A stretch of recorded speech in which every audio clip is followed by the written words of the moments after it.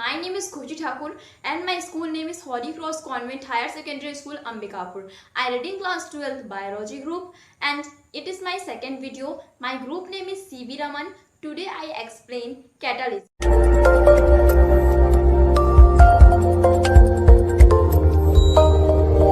Welcome to my YouTube channel. It is my second video and today our topic is catalysis, जिसको हम हिंदी में उत्प्रेरण कहते हैं.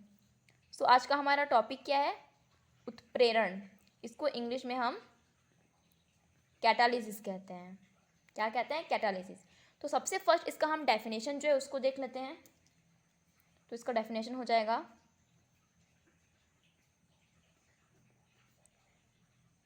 जब किसी रासायनिक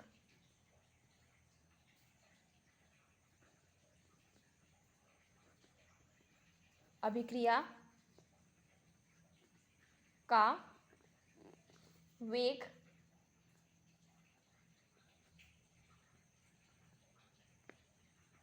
किसी पदार्थ की उपस्थिति के कारण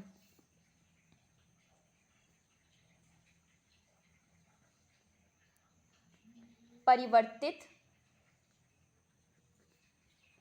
हो जाती है, परंतु पदार्थ स्वयं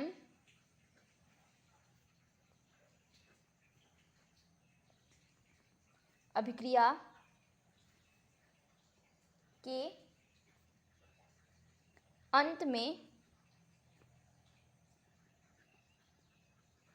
अपरिवर्तित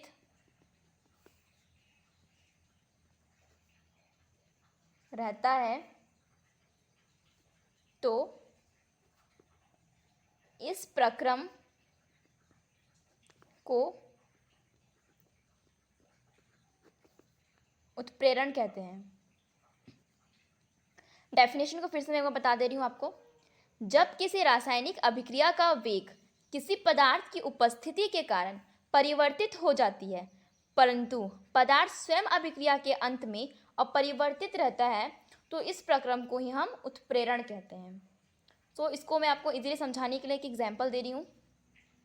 एग्जाम्पल हो जाएगा, यहाँ पे हम लिखते हैं 2KClO3 कैटालिस्ट2KCl प्लस 3O2. सो यहाँ पे जो हमारा 2KClO3 है, ये हमारा है रिएक्टेंट. क्या है? रिएक्टेंट है. और ये दोनों जो हमारा है, ये प्रोडक्ट. ये क्या है? प्रोडक्ट है. इसको हम बोलते हैं पोटेशियम क्लोरेट. क्या बोलते हैं? Potassium chlorate. इसको हम बोलते हैं पोटेशियम क्लोराइड. और ये हमारा ऑक्सीजन है. इसकी जो बैलेंसी है वो फुलफिल्ड है. आगे से इसकी बैलेंसी जो है फुलफिल्ड है. तो ये हमारा रिएक्टेंट है, ये हमारा प्रोडक्ट है, और ये जो हमारा है कैटालिस्ट है, ये है मैग्नीज डाइऑक्साइड. रिएक्टेंट जो होता है उसको हम हिंदी में अभिकारक बोलते हैं, और जो प्रोडक्ट है उसको हम उत्पाद बोलते हैं. इतना समझ में आ गया? उसके बाद हम बताते हैं आपको उत्प्रेरण के प्रकार कि यह कितने प्रकार का होता है. उत्प्रेरण के प्रकार, टाइप्स ऑफ कैटालिसिस. उत्प्रेरण के प्रकार, टाइप्स ऑफ कैटालिसिस. तो मैं आपको एक बात बताती हूँ. यहाँ पे जो उत्प्रेरक है, उत्प्रेरक तथा अभिकारकों की भौतिक प्रावस्था के आधार पर दो प्रकार का होता है। फिर से इसको रिपीट कर दे रही हूँ। उत्प्रेरक तथा अभिकारकों की भौतिक प्रावस्था के आधार पर दो प्रकार का होता है। भौतिक अवस्था का मीन्स ये होता है, प्रावस्था का मीन्स कि ठोस, द्रव, गैस, ये तीनों के आधार पर ही इसे दो प्रकार का बनाया गया है या डिवाइड किया गया है दो प्रकार में। ठीक है, तो इसके जो टाइप्स होते हैं उसको हम देख लेते हैं, और ये जो होते हैं 2 टाइप्स के होते हैं। तो फर्स्ट हमारा क्या होता है, समांगी उत्प्रेरण। समांगी उत्प्रेरण, इसको इंग्लिश में हम क्या बोलते हैं, होमोजीनियस कैटालिसिस। क्या बोलते हैं इसको, होमोजीनियस कैटालिसिस, यानी कि समांगी उत्प्रेरण। तो इसका डेफिनेशन जो होता है ना, उसको अब हम देख लेते हैं। ओके, जब अभिक्रिया में उत्प्रेरक तथा अभिकारक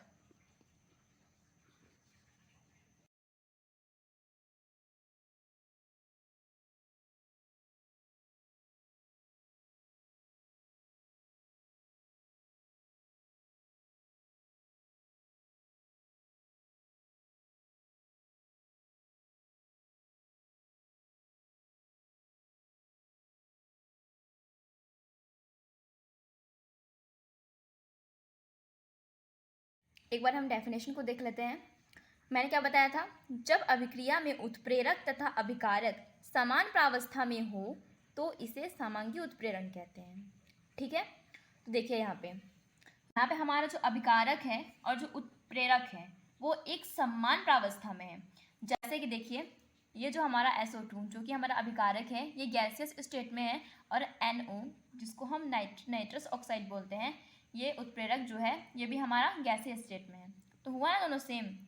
तो ऐसी मतलब कि जिस भी अभिक्रिया में दोनों जो होते प्रावस्था समान होती है उसको हम क्या बोलते हैं, समांगी उत्प्रेरण कहते हैं। उसको हम क्या बोलते हैं, समांगी उत्प्रेरण।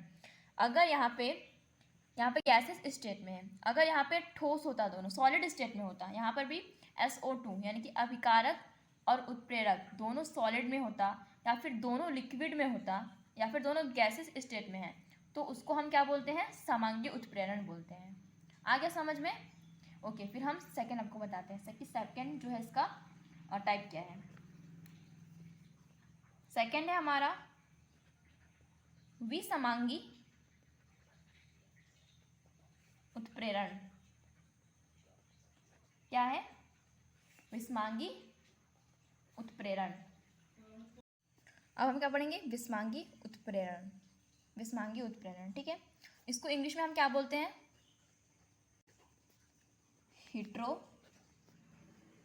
Heterogeneous catalysis.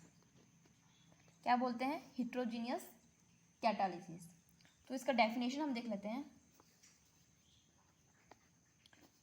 जब किसी, इसका बिल्कुल अपोजिट होगा ये, ठीक है, उसमें समान प्रावस्था बोले थे और इसमें भिन्न भिन्न प्रावस्था होगा। ठीक है, जब किसी रासायनिक अभिक्रिया में उत्प्रेरक व अभिकारक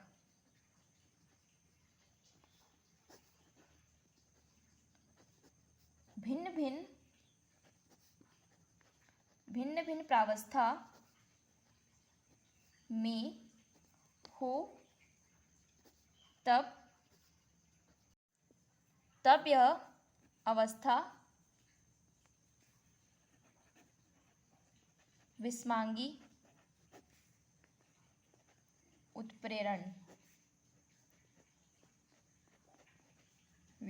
उत्प्रेरण कहलाती है।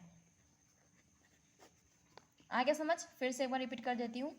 जब किसी रासायनिक अभिक्रिया में उत्प्रेरक व अभिकारक भिन्न भिन्न प्रावस्था में हो, तब यह अवस्था विषमांगी उत्प्रेरण कहलाती है। किसके अपोजिट है? समांगी के बिल्कुल अपोजिट है ये। समांगी में हम लोग क्या देखे थे? एक समान प्रावस्था होती है, अगर वो सॉलिड स्टेट में है तो वो भी सॉलिड में होगा, इस टाइप में देखे थे ना। तो ये जो है ये भिन्न भिन्न प्रावस्था वाला मतलब है। यहाँ पे 2H2 प्लस O2 कैटलिस्ट में लिए हैं Pt यानी कि प्लेटिनियम, जो क्या होता है हमारा धातु है, सॉलिड स्टेट में होता है। तो फिर ये जो 2H2 है और जो O2 है, वे जो है आपस में रिएक्ट करके क्या बनाते हैं? प्रोडक्ट क्या बनाते हैं? हमारा H2O बनाते हैं, जल बनाते हैं, जो कि एक लिक्विड स्टेट है। ठीक है, तो ये जो हमारा ये क्या हो जाएगा? रिएक्टेंट यानी कि अभिकारक, ये हमारा कैटेलिस्ट यानी कि उत्प्रेरक, और ये हमारा क्या है? प्रोडक्ट है, जो क्या है? उत्पाद है। तो इसमें हमारा प्रोडक्ट क्या बना? H2O बना। तो सबका स्टेट जो है उसको हम एक बार देख लेते हैं। H2 हाइड्रोजन गैस है, इसलिए गैसीय स्टेट में है, तो यहाँ पे G लिखे हैं। ऑक्सीजन भी गैसीय स्टेट में है, G लिखे हैं। प्लेटिनम जो है वो धातु है, वो सॉलिड स्टेट में है, तो यहाँ पे S लिखे हैं। H2O ये आपस में रिएक्ट करके क्या बनाया है? H2O बनाया है, तो यह क्या है? लिक्विड स्टेट में है। जल जो है लिक्विड स्टेट में होता है ना, इसलिए यहाँ पे L लिखे हैं। तो हम डेफिनेशन को एक बार देख लेते हैं, समझ लेते हैं अच्छे से।